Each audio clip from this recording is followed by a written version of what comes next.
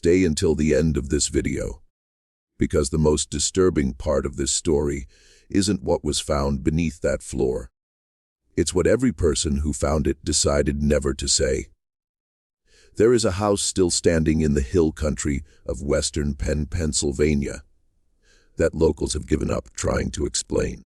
It was constructed in 1847 by a man whose name appears on no church register, no census record prior to that year, and no deed of land purchase, because the land, according to county records, was simply already his. 3 families occupied that house between 1847 and 1901. Each one departed without notice. Not fled, not evicted. Left, as if they had reached some private understanding with the building itself, packed whatever they could carry in the dark hours before dawn, and never came back for the rest.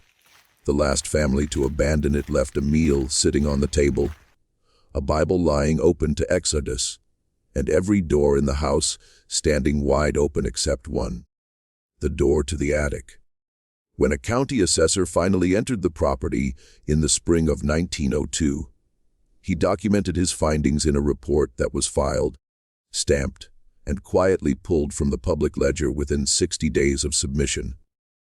What he found in that attic, and more precisely, what he found beneath it, had been waiting there since before the first family ever set foot inside. Before we go further with the story of the Harrove house and the floor that should not have existed, take a moment right now to subscribe to Liturgy of Fear and leave a comment telling us what state or city you're listening from. This community stretches across the country, and we want to know where you are. The hills west of Allegheny City in the 1840s were not the wilderness that Eastern newspapers liked to describe. The region had been settled for nearly 3 generations by that point. Its valleys carved into working farms, its creek beds lined with the sawmills and tanneries that fed the timber economy. Small communities had grown up around crossroads and ferry landings, each one with its church, its tavern, its post road rutted deep by wagon wheels, and its particular hierarchy of men who owned things and men who worked for the men who owned things. It was a landscape that had learned to look ordinary, to present itself as exactly what it appeared to be. No more, no less. That quality of enforced ordinariness was not merely geographic. It was social. The communities of western Pennsylvania in this period were built on a strict architecture of appearances. What you showed the world was who you were. What you kept from the world was your own concern, provided you kept it completely. The county seat for this region sat at the end of a 12-mile road that turned to mud each November and stayed mud until April, which meant that in practical terms, the communities along Brackner Ridge and its neighboring hollows governed themselves for 6 months out of every year. The justice of the peace, the church elders, the mill owners, these were the instruments of order, and they operated with the confidence of men who understood that the county was largely theoretical at certain times of year and in certain conditions of weather. Into this self-sufficient, inward-facing world, where everyone's business was everyone else's business, where the arrival of a stranger was an event sufficient to occupy the community's conversational energies for weeks. The man who called himself Cornelius Vane arrived in October of 1847 and presented himself as the owner of 40 acres on the east face of Brackner Ridge. He was recorded by the pastor of the First Presbyterian Church of Claiborne Township, a Reverend Amos Shiel, as a man of perhaps 50 years, spare in build with gray, streaked hair worn longer than the fashion, and an accent that the pastor described in his private journal as suggesting neither Pennsylvania nor any of the eastern states, somewhere farther south, he thought, or perhaps a region entirely outside his experience.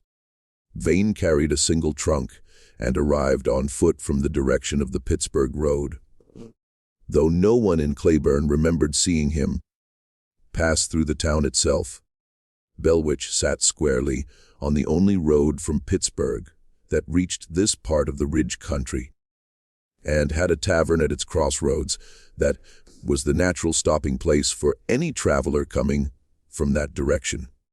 He paid for 3 nights at the Fen boarding house in hard currency. Silver $50 of a date that the boarding house keeper later told neighbors he had not seen in common circulation. And on the second day of his stay, he walked to the county clerk's office and produced documents establishing his ownership of the Bracknell Ridge parcel. The documents were examined by the clerk on duty, a man named Hosea Crabtree, who had handled deed transfers in Claiborne Township for 19 years. Crabtree found them to be in apparent order. The deed was correctly formatted, correctly witnessed, correctly stamped with what appeared to be the seal of the relevant court of record, and bore a chain of title that Crabtree described to a colleague the following day as plausible, but unusual. Plausible in that each transfer of ownership was properly documented. Unusual in that the chain ran back only 4 transactions to an original grant that predated statehood, and that Crabtree had no means of verifying against any records in his office. He noted his reservations in his ledger, but recorded the transfer as his function required him to do when presented with documents that appeared facially valid. He told his colleague, "I cannot say the papers are wrong. I can say only that they tell a story I cannot check." Within 6 weeks, a house stood on the Vane property. This fact alone should have generated considerable conversation, because 6 weeks was not sufficient time for a man working alone, or even with a capable hired crew, to construct a 2-story timber frame dwelling of the kind that materialized on Bracknell Ridge.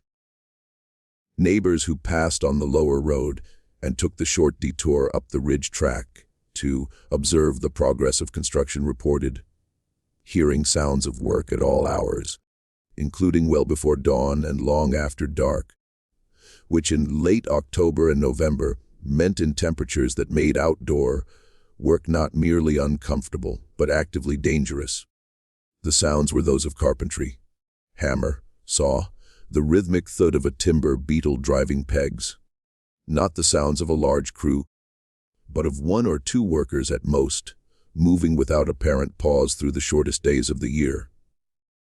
When Jeremiah Oatmammy, who ran the nearest farm at the base of the ridge, rode up the track to introduce himself in the 3rd week of November, he found the house not only structurally complete but furnished.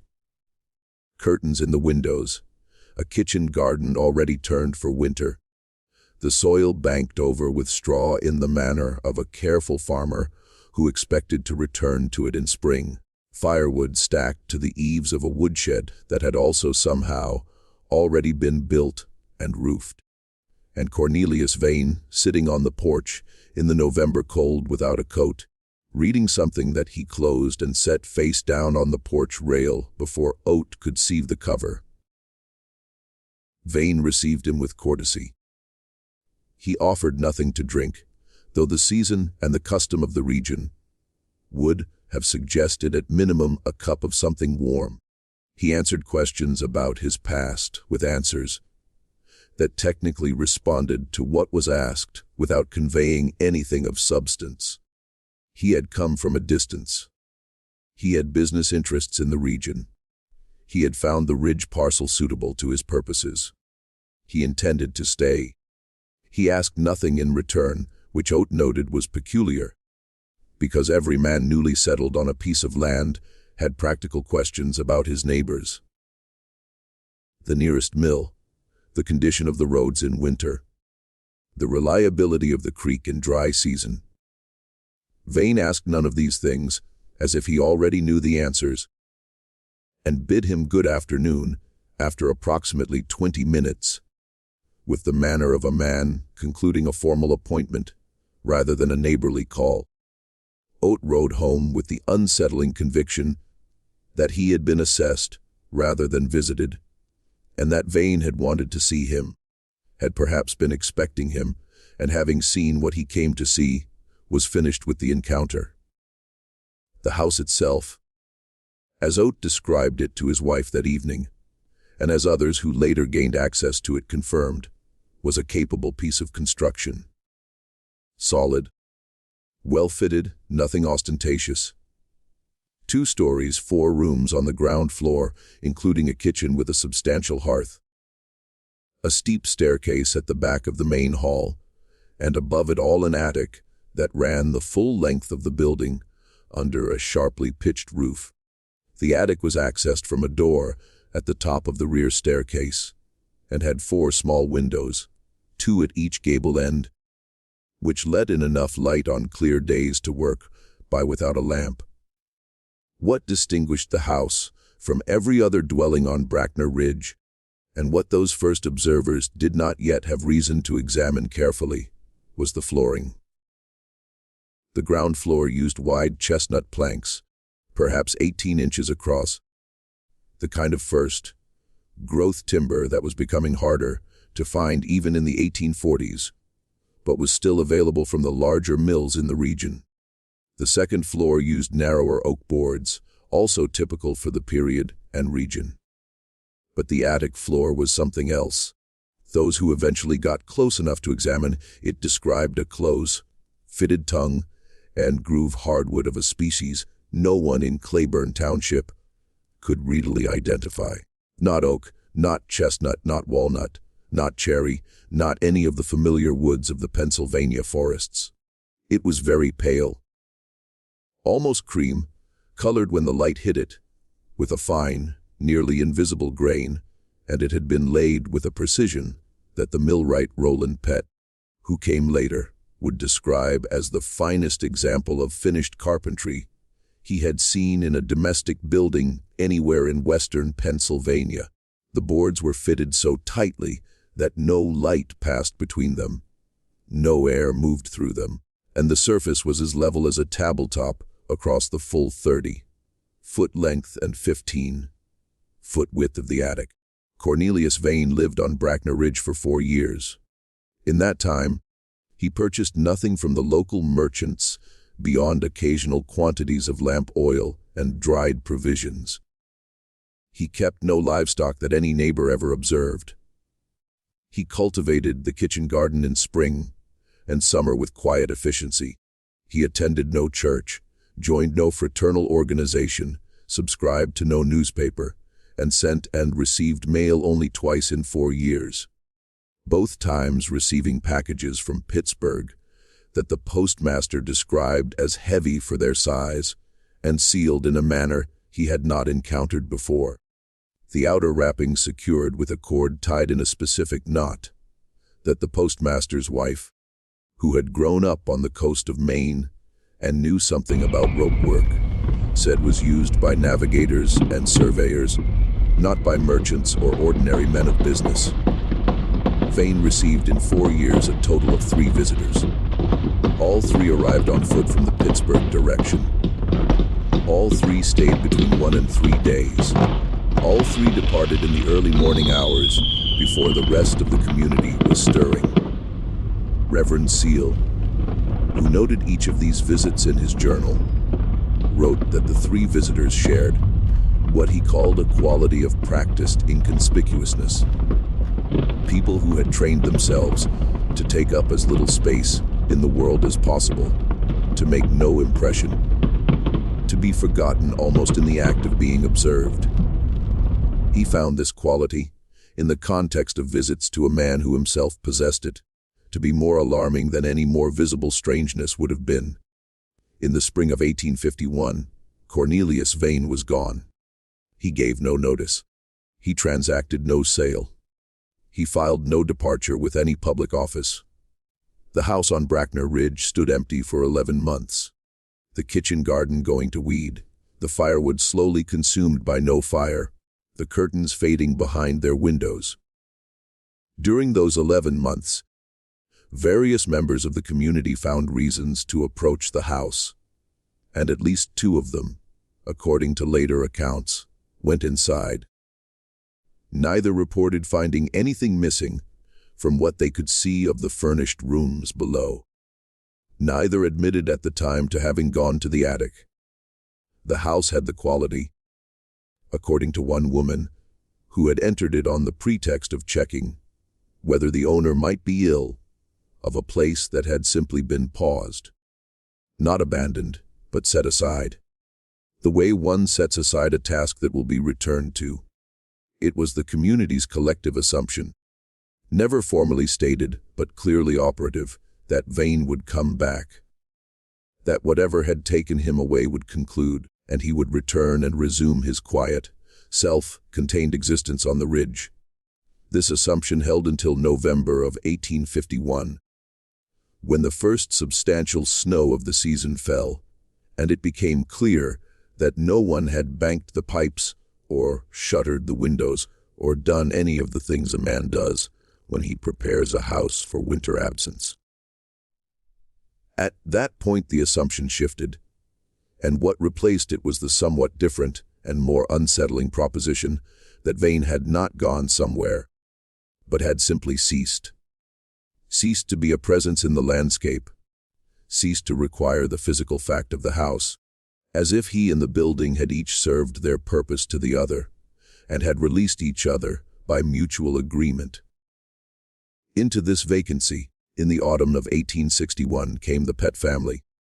Roland Pett had been trained as a millwright in Chester County and had done well enough in that trade for a decade, before a combination of circumstances, a mill fire, a bad investment, a partner who proved dishonest, had reduced him to the category of man who needed a free house more than he needed the story attached to it.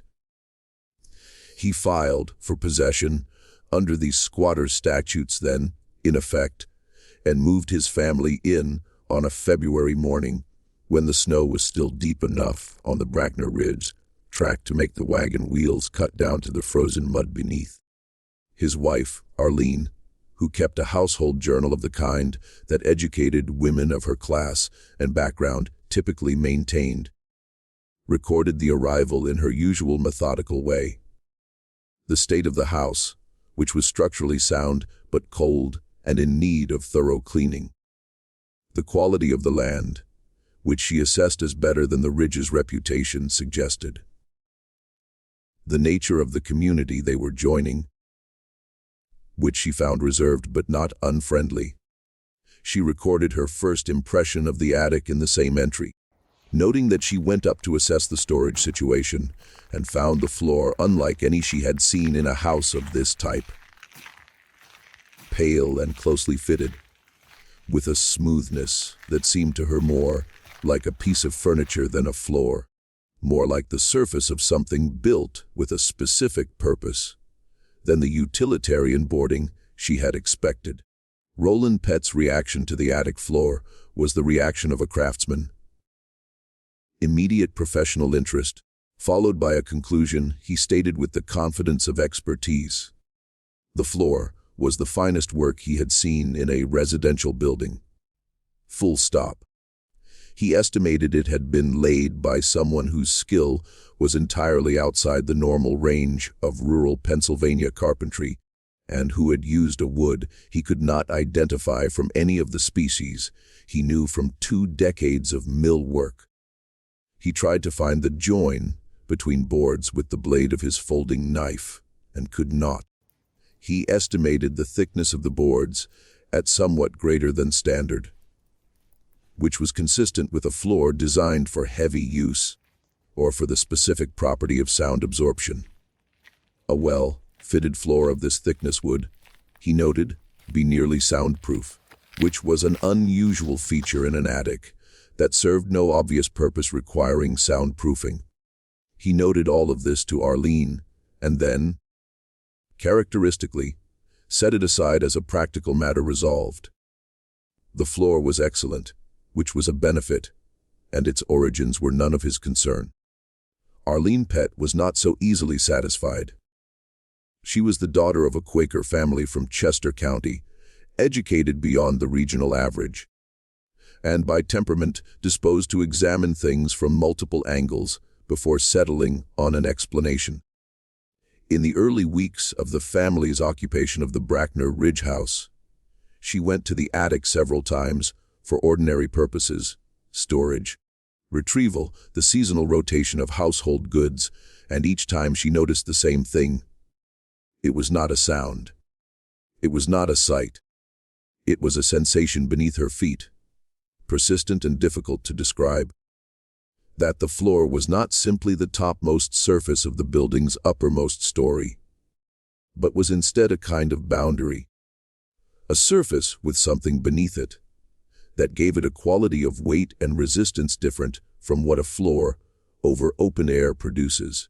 A floor over empty attic joists has a slight resonance, a faint hollowness that even someone without Roland's professional training learns to feel underfoot after years of walking on such floors. This floor had the opposite quality, a density, a downward solidity, as if it were resting not on the building's frame, but on something that came from below. She mentioned this to Roland in November of 1852, framing it as carefully as she could in practical terms, because she knew him well enough to understand that anything framed as intuition would be dismissed before it was considered. She described the sensation she felt underfoot. She described the quality of the sound when she pressed her heel against the boards. Not the expected hollow resonance, but something closer, denser, suggestive of mass beneath rather than air. Roland listened. He went up with a lamp that evening, spent a methodical 40 minutes on the attic floor, pressing and listening and knocking, and came down to tell her that the floor was solid, the boards well fitted, and that whatever she was feeling was almost certainly the timber settling in the cold, which produced sounds and sensations that could be misinterpreted. He said all of this with the confidence of expertise, and then he did not go back to the attic for the remainder of that winter. Not once. Arlene noted this in her journal without comment. She understood that the absence of comment was itself the comment. The months that followed produced a series of entries in Arlene's journal that circle back to the attic with a regularity she seems to find as puzzling as its object. She is not a woman given to obsession or anxiety, and her other journal entries from the same period are models of practical domesticity. The state of the garden, the cost of provisions, her daughter's progress with their studies, community events, letters to and from family in Chester County. These entries are orderly and grounded. The entries that concern the attic have a different quality. Not frightened, not fanciful, but straining, as if she is trying to fit something she knows into a vocabulary that does not quite contain it. She writes in January of 1853, "I understand that Roland is right about the floor. I have known," and she leaves the sentence there. The next entry is 3 days later and concerns the price of salt pork. She returns to the attic in April of 1853, but this time with a specific purpose. She wants to measure the distance from the attic floor to the ceiling of the room below and compare it to the corresponding measurement taken from outside the building, the distance from the eave line to the window tops of the second-story rooms. She does not record what prompted this idea. She takes her measurements carefully and records them in her journal with the precision of someone who has learned to trust numbers over impressions. The external measurement gives her approximately 9 feet of attic space between the floor and the ridge beam. The internal measurement, taken by lowering a plumb line from a nail in the attic floor through the gap around the staircase opening to a point level with the second-story ceiling, gives her approximately 6 feet. She checks both measurements twice, but they are consistent. She has 3 feet of attic floor that, by the measurement of the building's exterior, should not be there. She shows these measurements to Roland. He examines them, rechecks them himself, and offers an explanation. The attic floor has been built up on a substantial subfloor or sleeper system, which is unusual but not unheard of in buildings where the owner wanted an extremely solid, level attic surface. He says this with less confidence than his usual pronouncements, and he goes up to the attic that afternoon with his measuring rod and spends more than an hour this time.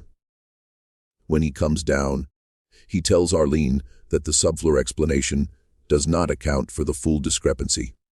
There is, he tells her, approximately 18 inches he cannot account for structurally.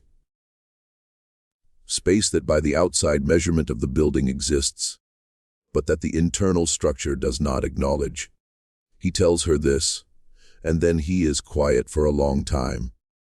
Then he says it is possible that the floor is not built up from inside the attic. It is possible that it was built down from something else. What he means by this, what Arlene understood him to mean, based on the way she records this conversation and the silence that followed it, is that the attic floor might not be the floor of the attic at all. It might be the ceiling of something else. Something that occupies the space between the attic's apparent floor and the actual structure of the building. Something that enters from below rather than from above. Roland Pett, millwright, practical man, a person who had spent his professional life in the concrete world of board feet and load, bearing joists, and the physics of wood under stress, sat at his kitchen table in the spring of 1853 and said to his wife in so many words, "I think the house was built around a room that was already there." The following August, he broke one of the boards. He had carried a heavy storage trunk up to the attic, and it slipped from his grip as he maneuvered it through the low attic door, and the iron-bound corner struck the pale floor with force enough to split one board at the edge and lift it fractionally from its neighbor. The gap this produced was narrow, no more than an inch, and he replaced the trunk over it immediately. But in the moment before he did, he had held the lamp down to the gap and seen what was below. Not the underside of a subfloor, not the darkness of a standard structural void. Steps, stone steps descending, cut from single pieces of stone. The treads worn slightly in the center, in the way that stone wears under the passage of feet over long periods of time. The walls visible in that brief lamplight were cut stone as well, fitted without mortar in the manner of construction far older than anything a man building a house in western Pennsylvania in 1847 would normally employ. Roland Pett replaced the trunk over the cracked board, went downstairs, and told his wife to begin preparing for a move in the spring. He told her the board had cracked, and he had seen a structural void beneath it that needed addressing. He did not tell her what he had actually seen. He did not tell her why a structural void would require them to leave rather than repair. He told her nothing more about the attic for the remainder of their time in the house, which was not much time. They were gone by April of 1855, loading their wagon in the gray, before dawn of a morning that Arlene described in the last full entry of her journal as cold and still and smelling of the previous autumn's leaves, as if winter had held them so long in that place that even the seasons were confused about when it was time to let things go. Arlene's journal ends mid-sentence on the night before their departure. The final complete sentence reads, "Roland says we are not running. Roland says there is nothing to run from." The sentence after that breaks off after 4 words, but the floor is. The remaining pages of the journal are blank. The house stood empty for 6 years. During those 6 years it became what empty houses in rural communities always become: a subject of speculation, a location where teenage courage was tested on autumn nights, a repository for whatever stories the community needed to attach to a place that no one fully understood. The stories that grew around the Brackner Ridge house during this period were notable for their restraint. The people of Claiborne Township were not prone to elaborate ghost narratives, and the relatively recent memory of the Pett family's departure. People who had lived in the house for 3 years and left abruptly without explanation was too close and too concrete to require embellishment. What circulated in the community was more specific than ghost stories. There was something under the house. Cornelius Vane had put it there, or had found it there, or had built the house to keep people from asking about it. The Pett family had discovered what it was. And whatever it was sufficient to persuade a capable, practical man like Roland Pett to leave a sound, weatherproof, rent-free house rather than remain in it. It is worth pausing here to note something about the stories that did not attach themselves to the Bracknell Ridge house during these 6 years. There were no reports of lights, sounds, or apparitions associated with the empty building. No animals refused to approach it. No children told stories of figures seen in the windows. The house's reputation was not of the haunted kind, the kind generated by fear of the uncanny. It was of a different and in some ways more durable kind. The reputation of a place that was known to contain something specifically and concretely that people had decided was better left uninvestigated. The distinction matters. Haunted places invite the brave and the curious, because the stories attached to them are understood to be stories, and a certain kind of person is drawn to test that understanding. A place known to contain something real does not invite that kind of curiosity. It invites avoidance, or it invites the particular, determined appetite of the person who has decided that knowing is worth whatever knowing costs. The Hargrove family belonged to neither of these categories. They were practical, economically pressed, and in possession of the specific kind of optimism that attaches itself to people who have been unlucky long enough to start discounting warnings as the luxury of people who have not been unlucky. Silas Hargrove was a former blacksmith who had lost 2 fingers in his forge and had been looking since then for the kind of stable, low-cost existence that would let him and his family regain some footing. His wife, Constance, was a determined woman from a farming family in Ohio who had married Silas when they were both young enough to believe that determination and hard work would suffice. Their son Derry was 14 when the family arrived at Bracknell Ridge in October of 1861, 1 month into the Civil War. Old enough to understand that his father was a man reduced from what he had been, and young enough to believe the reduction was reversible. They arrived on a clear October afternoon with the leaves at their peak and the ridge country showing itself at its most persuasive. The house was sound, and the kitchen garden had gone to volunteer growth in the 6 empty years. But the soil was good. The woodshed had collapsed on one side, but was repairable. Silas walked through every room on the ground floor and the 2nd story, tested the joists, examined the framing where it was visible, pressed his hand against the interior walls, and nodded at what he found. He went up to the attic and spent perhaps 10 minutes there before coming back down. He told Constance, "The floor up, there is the finest work I've seen in a house of this class. I don't know what it is, but it's right. Whatever else is wrong with this place, somebody knew what they were doing with that floor."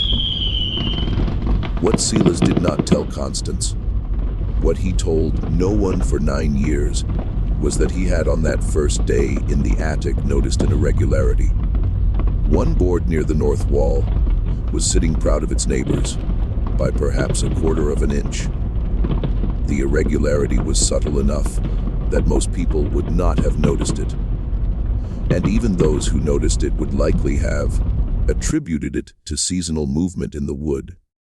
Silas noticed it because he had spent years working with metal.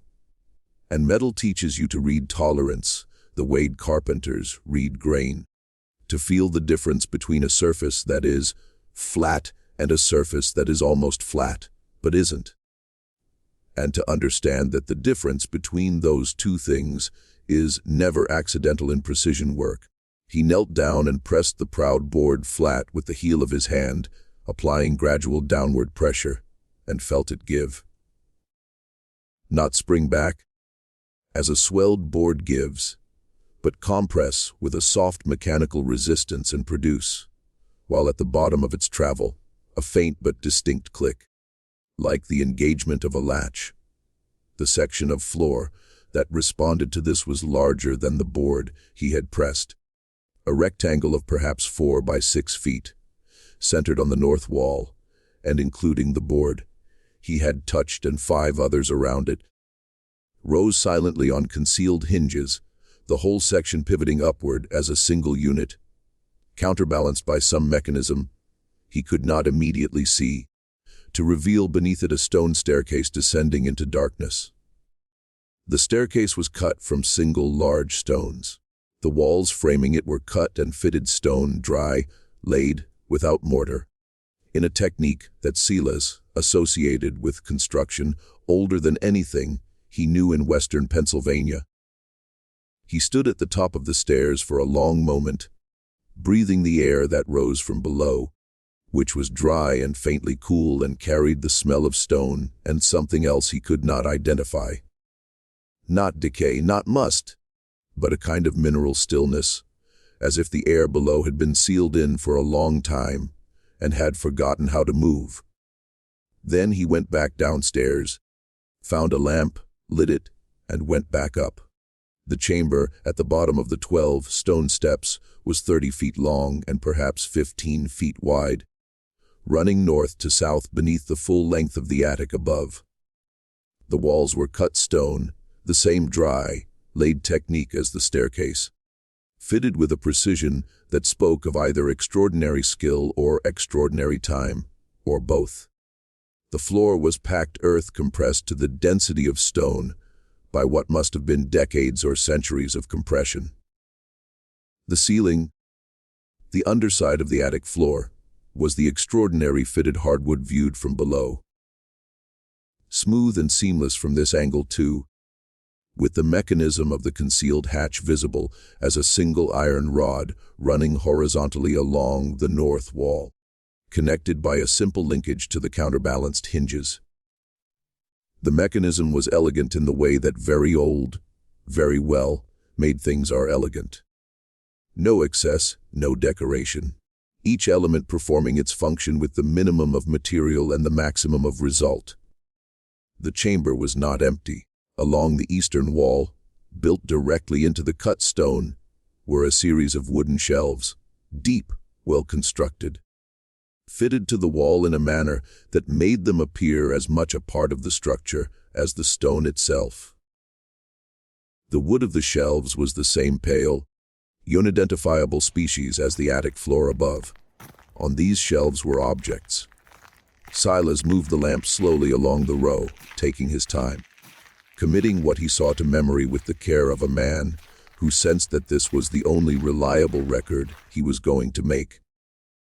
There were boxes, flat, document-sized, made of the same pale wood as the shelves, sealed at their seams with dark wax. He did not count them precisely. Later, he would estimate between 20 and 30, arranged in 2 rows on the deepest shelves, with spaces between groups that suggested either an original organizational scheme or the removal of some boxes at some previous time. There was a leather case of the kind that a surveyor or cartographer would use for rolled documents or maps. The leather treated with something that had preserved it against the dry air of the chamber, better than untreated leather would have managed. There were 3 lanterns of a design he had not encountered before, elegant, clearly expensive, with reservoirs of what proved, when he tested the stopper of one, to still be oil. Thick and dark, but not degraded, the wick intact. There was a chest against the west wall, Iron, banded and iron locked, the iron showing only the faintest surface rust. The lock of a quality that made the iron chest at the county clerk's office look like a child's toy. And along the southern wall, arranged in a careful row on the packed earth floor itself, were 11 objects, each one wrapped in waxed cloth and tied with cord at both ends. Each one approximately the size and weight of a ledger book, and the seal on the wax that bound the cloth wrapping of the nearest object was pressed into the wax with a stamp of some kind, leaving an impression of a circle divided into 3 equal sections, each section containing a symbol.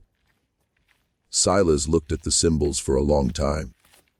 He did not recognize them as letters from any alphabet he knew. Not English, not the German script of the Pennsylvania Dutch communities, not anything he could place. He thought about this. He thought about the dry, perfectly preserved air of the chamber, the lantern still full of oil, the wax seals intact across all 11 objects, and all the boxes on the shelves.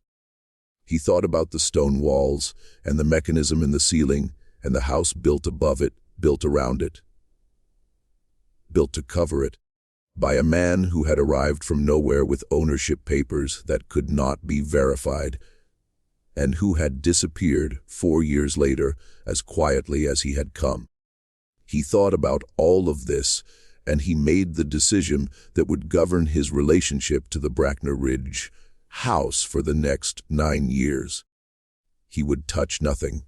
He would say nothing. He would go back upstairs, engage the mechanism, and live in the house as if the chamber did not exist. He told himself this was prudence.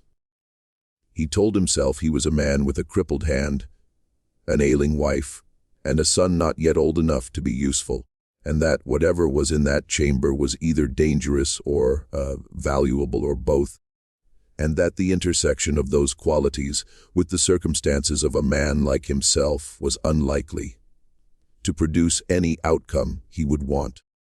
He told himself in the language of the practical man he understood himself to be, that he had found something that did not belong to him, and that the correct course of action was to leave it where it was. He told himself all of this, and it was true. It was all true. And he also knew, in the part of himself that was more honest than his reasoning, that what had stopped him from touching anything in that chamber was something simpler and more fundamental than calculation. It was the feeling, standing in the lamplight among the sealed boxes, and the wrapped ledgers, and the silent iron chest, that the objects in that room knew he was there. Not in any supernatural sense.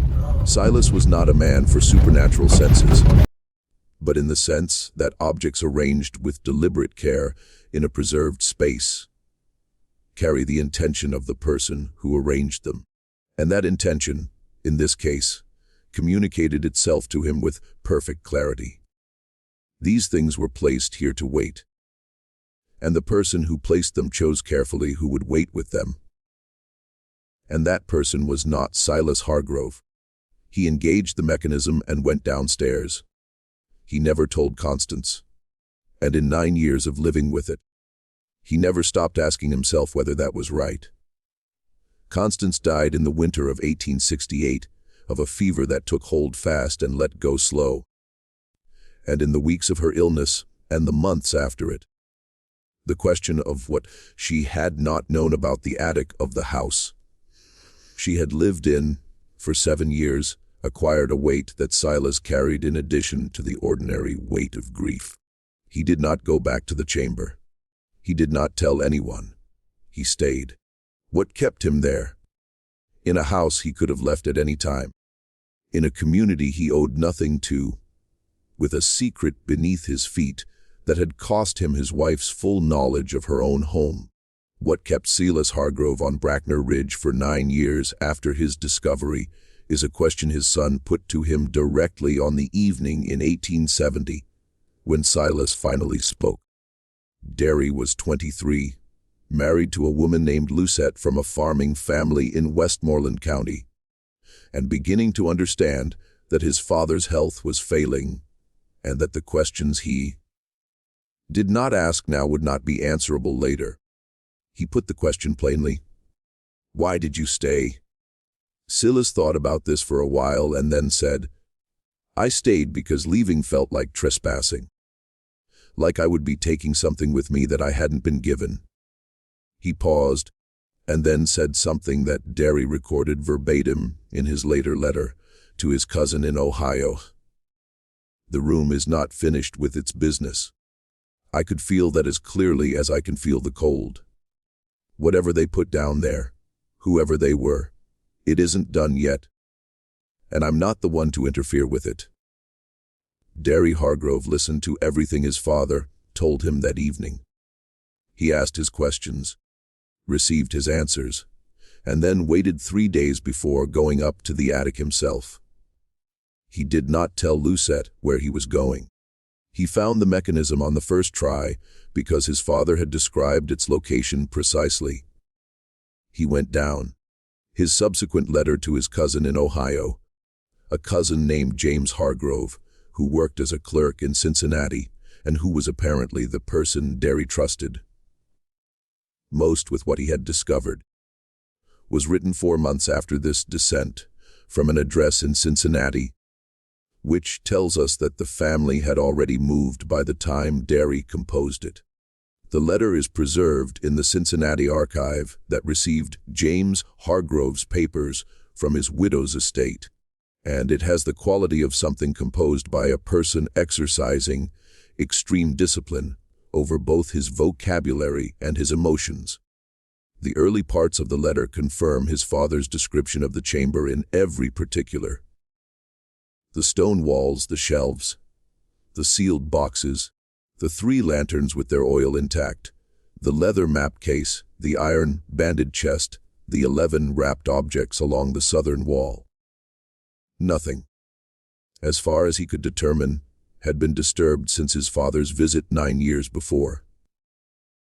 The preservation was, if anything, more remarkable to Derry than it had been to Silas, because Derry was old enough to have a clearer sense of what 9 years of undisturbed storage in a sealed space does to organic materials. And what the chamber preserved was not what should have survived. Unlike his father, Derry opened one of the flat wooden boxes. He chose one at random from the middle of the lower row on the eastern shelves, working the wax seal carefully to avoid breaking it more than necessary. He intended, he wrote, to reseal it after reading, though he did not explain why this mattered to him. And it is one of several details in the letter where his reasoning is opaque in ways that suggest he is omitting something he chose not to commit to paper. The box contained documents. Multiple sheets of paper he described as thin as a banknote but more durable, written in a hand so uniform and precise that he initially mistook it for printing. He read English. The documents were in English, clearly composed by someone for whom English was their primary language of formal communication. He read enough to understand the nature of the documents. Then he replaced them in the box, pressed the wax seal back, as well as he could manage, returned the box to its position on the shelf, and went back up the stairs without examining anything else. In the letter to his cousin, he does not transcribe what he read.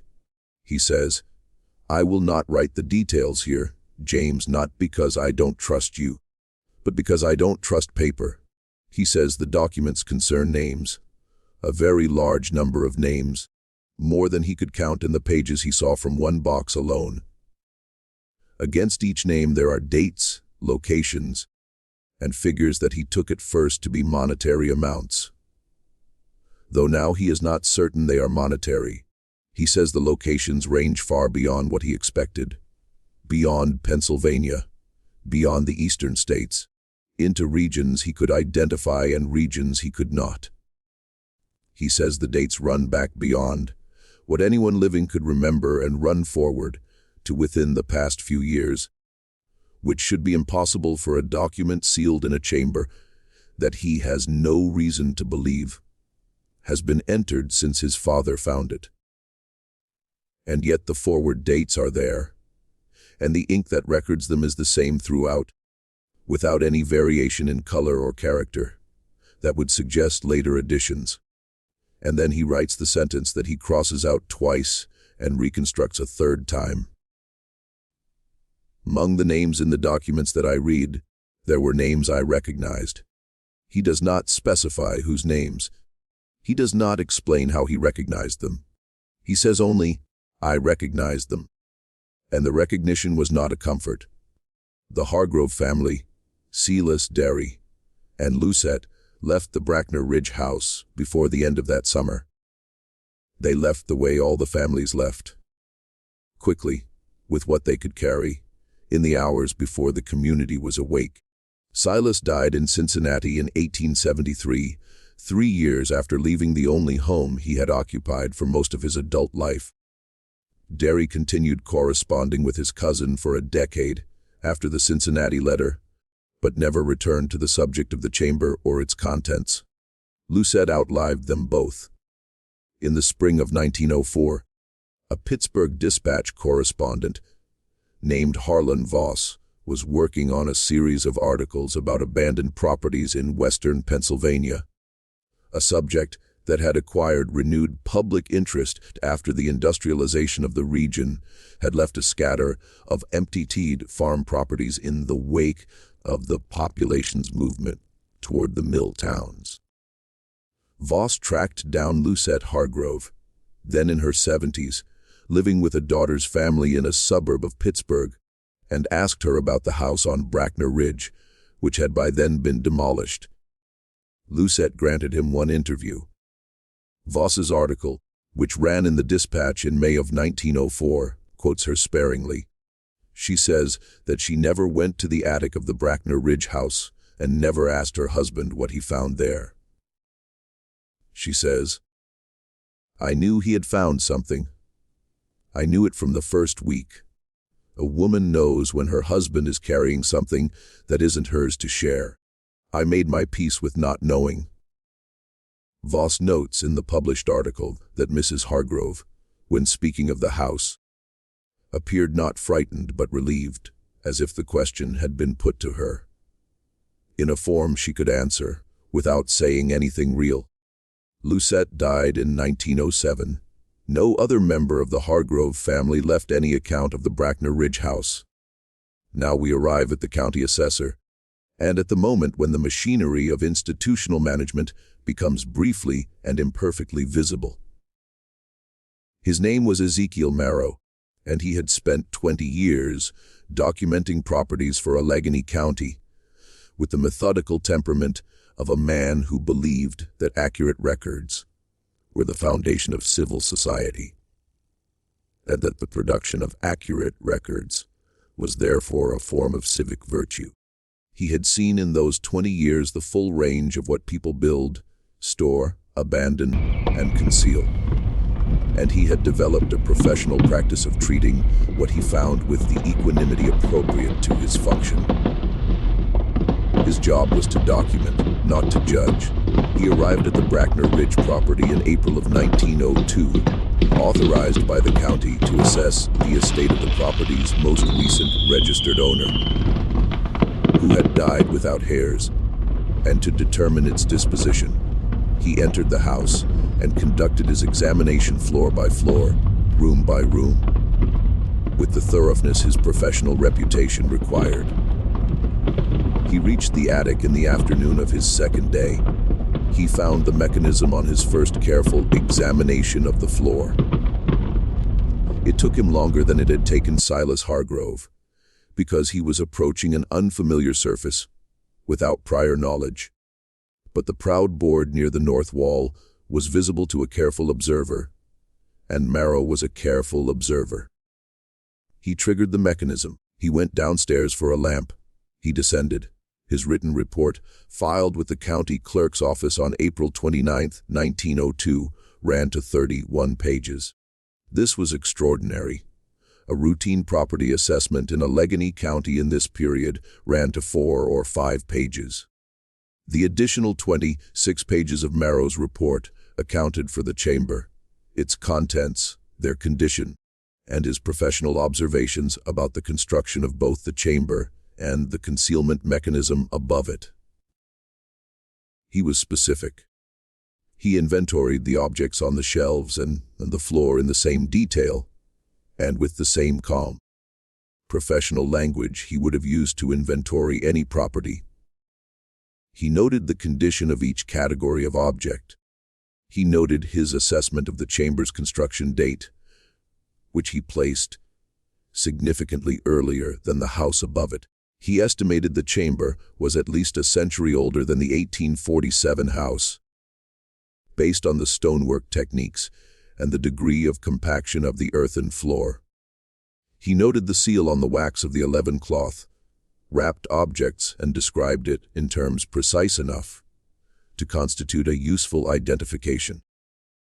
A circle of approximately 1 inch in diameter, divided into 3 equal sectors by lines running from the circumference to the center, each sector containing a single symbol that he reproduced by hand drawing in the margin of his report. He noted that he had seen this seal before in a different context, and that the recognition was part of what he considered his professional obligation to report. He filed the report. He received the standard receipt. He went home to his house in Allegheny City and sat at his writing desk and composed a letter to his brother-in-law in Philadelphia, a man named Theodore Dunning, who worked in the law and who was, as far as Marrow was concerned, the most reliable person he could think of to trust with what he had seen. In the letter, which Marrow evidently wrote the same evening, he returned from the property. He describes the chamber and its contents in summary. Not the full inventory of the report, but enough to convey the nature and significance of the discovery. He describes the seal. He describes his prior encounter with the seal, which he is careful to frame in terms that acknowledge it without specifying the context. He had seen it on a document that had come through his office in an official capacity 7 years prior, in connection with a matter that had been referred upward for resolution, and that he had subsequently not been asked to follow up on. He had noted the seal at the time and had not found a match for it in any reference he consulted. Seeing it again in the chamber, beneath the Brackner Ridge house, he wrote, confirmed for him that what he had found was not an isolated historical curiosity, but was connected to something ongoing, something that had people, and that those people moved documents and property, and presumably information in patterns that were not visible to the normal instruments of county governance. He told Dunning that he had reported everything in his official document and that he expected the matter to be referred to appropriate authorities, and that he was writing this letter because he wanted someone outside the county government to know what he had found before any referral took place. He did not say that he was worried about the referral. He did not need to. Marrow's report was stamped received on April 29, 1902. It remained in the active file of the county clerk's office for 62 days. On June 30, 1902, it was removed from the active file and placed in a category designated in the clerk's internal system as pending resolution. Over the following 12 years, it was transferred twice between offices and ultimately appears in an inventory of materials, transferred to the State Archive in Harrisburg in 1914. When researchers sought it in the 1940s, the 1960s, and again in 2003, the most recent search Communary in Virginia search conducted by a historian of Allegheny County land reference who'd encountered a reference to the report in a secondary source and requested it by its original reference number. It was not present in the archive. The archive's response to the 2003 request stated that no record matching the reference number had been received from any transferring office. On May 12, 1902, 13 days after Marrow filed his report and 40, 9 days before it was removed from the active file. A farm hand employed on what had by then become the grandson's operation at the base of Brackner Ridge observed 3 men arriving at the Vane House property in a hired wagon from the Pittsburgh direction. He observed them entering the house. He observed the wagon being loaded that evening with a number of large wooden crates that had arrived empty and departed heavy. He reported this to Reverend Aldous Crew, who recorded it in his parish journal that evening with characteristic precision. 3 men, unknown. Wagon. Hired from Pittsburgh. Arrived mid-morning. Departed approximately 4 hours before sundown with crates of significant weight. Crew noted that the men had not stopped in the village, had not identified themselves to anyone, and had conducted their business at the Brackner Ridge property with the speed and efficiency of people who knew exactly what they had come to do. Within 2 weeks of this observation, the Brackner Ridge property changed hands in a transaction recorded at the county clerk's office, sold to a Pittsburgh businessman whose name appears in the deed and nowhere else in any record that subsequent researchers have located. No business registration, no other property transaction, no correspondence, no mention in any Pittsburgh directory of the period. The house was demolished the following spring. Concrete was poured over the site. A dairy operation was established there in the 1910s and ran until the 1940s. The ridge is farmland now, unremarkable, indistinguishable from any other ridge in this part of western Pennsylvania. Ezekiel Merrow retired from the county clerk's office in 1906. He spent his remaining years in Shadyside, a quiet residential neighborhood of Pittsburgh, and died in January of 1921 at the age of 73. Theodore Dunning, his brother-in-law in Philadelphia, predeceased him by 6 years. The letter Merrow had written in May of 1902 was found by Dunning's widow among her husband's personal papers when she settled his estate after his death in 1915. She kept it in an envelope marked personal, not to be opened before my death, apparently following instructions. Dunning had left her, and when she herself died in 1931, the envelope passed to a nephew who worked as a records clerk in Pittsburgh. The nephew read the letter, considered its contents for several days, and then placed it in a box with other family papers. He donated the box to a Pittsburgh historical organization in the 1950s as part of a general disposal of the estate's less obviously valuable materials. The letter sat in the organization's uncatalogued holdings for over 40 years, before it was processed as part of a general inventory in 1997. It has been read, as far as the organization can determine, by 3 researchers. None of them has published anything about it. The question that runs through all of this, through Silas Hargrove's 9 years of silence, and Derry Hargrove's letter that says everything except the thing that mattered most, and Ezekiel Merrow's 31 pages removed to a place they have not been found since, is the question of what specifically was in that chamber. The documents, the sealed boxes, the wrapped ledgers, the leather map case, the iron, banded chest, all of it was carried out of the ridge on the evening of May 12, 1902, in crates loaded onto a wagon that returned to Pittsburgh and left no further trace. The chamber itself was poured full of concrete when the house above it was demolished. If anything remains beneath the foundation of what is now a working farm on the east face of Brackner Ridge, no one has looked for it with the means to find it, and no one with obvious reason to look has appeared. The concrete was poured 62 years before Merrow's report was sought in the archive and found missing. And by the time anyone had reason to make that connection, the connection was as buried as the chamber. What the evidence allows us to say is this: Cornelius Vane did not build the chamber beneath the house. He built the house around a chamber that already existed. The chamber was cut from stone using techniques consistent with construction far older than 1847. The chamber was equipped with a mechanism for concealment that was either already installed when Vane arrived, or that Vane installed when he built the house over it, as part of the same act of concealment.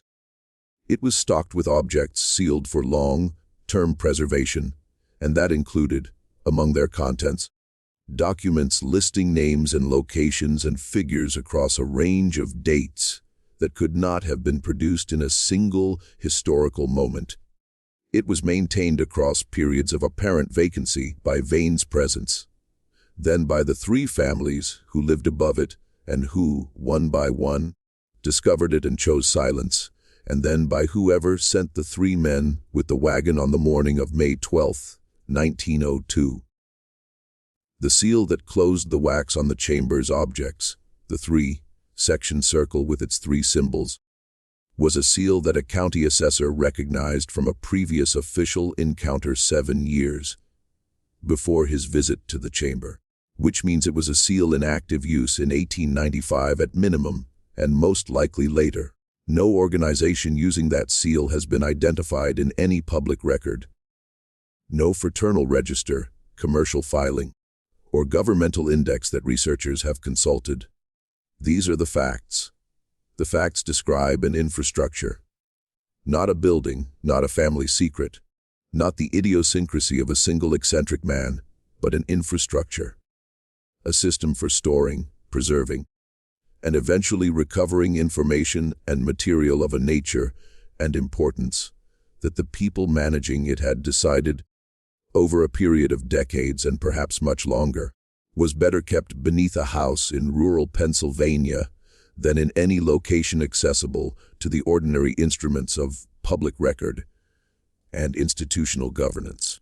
The house was the container. The families were incidental. They were chosen or permitted or tolerated precisely because they were unlikely, for economic or personal reasons, to disturb what was beneath them. And when one of them finally did more than discover the chamber, when Derry Hargrove opened a box and read names he recognized, the family was gone within months. And the house was in new hands within a year, and the contents of the chamber were in crates on a wagon, heading back to wherever such things go when they are done being stored. What those names were, what Derry Hargrove recognized, and was afraid to commit to paper even in a letter he trusted to his most reliable cousin, remains in the only place it has been since the summer of 1870. Inside an account that stops precisely where the accounting becomes specific. This is not an accident. It is the most deliberate thing in this entire story. The decision made independently by Silas Hargrove, by Derry Hargrove, and by Ezekiel Marrow to leave the content out. Silas touched nothing. Derry read and did not transcribe. Marrow described the chamber fully, but appears to have been careful in his letter to Dunning about how much of the document's content he reproduced. 3 different men in 3 different decades, confronted with the contents of the same chamber, arrived at the same decision about how much to say. That consistency is either a remarkable coincidence, or it is the most reliable evidence we have about what was down there. That whatever it was, each person who encountered it understood immediately that the correct response was silence. We are left then with a floor that did not match the house, and everything that floor was built to conceal. The attic of the Bracknell Ridge house sat over a space that had been made to hold secrets by people who had thought carefully about how long secrets needed to be held and what conditions they needed to survive in. The house was built to service that need. The families were the last layer of concealment, the most human layer, the layer that required complicity, and that produced it in 3 cases out of 3, without any apparent coercion. No one threatened Silas Hargrove. No one threatened the Pett family. No one threatened Ezekiel Marrow. They each encountered what was in that chamber and made, without instruction, the same choice. That tells us something about what they found. We are not entirely sure it tells us something reassuring. This mystery shows us, perhaps, something about the depth of certain silences, about the difference between a secret that is kept and a secret that keeps itself. The house on Bracknell Ridge was demolished more than a century ago. The ridge is quiet. The concrete has been there longer than anyone now living has been alive. And the documents, with their names and their locations and their figures across decades of dates, are wherever the Pittsburgh wagon took them, behind whatever institutional patience has been keeping them since. 3 researchers have read Marrow's letter and published nothing. Whatever is in that chamber's contents is still waiting for something. The way Silas Hargrove understood, standing in the lamplight of a December afternoon in 1861, that it had always been waiting. The question is not what the floor was hiding. The question is whether what was hiding beneath it is still somewhere hiding. What do you think of this story? Do you believe everything has been revealed about what lay beneath that floor? Leave your comment below. If you want more stories from the dark corners of American history, subscribe right now. Hit the notification bell and share this video with someone who loves a mystery that has no clean ending. We'll see you in the next one.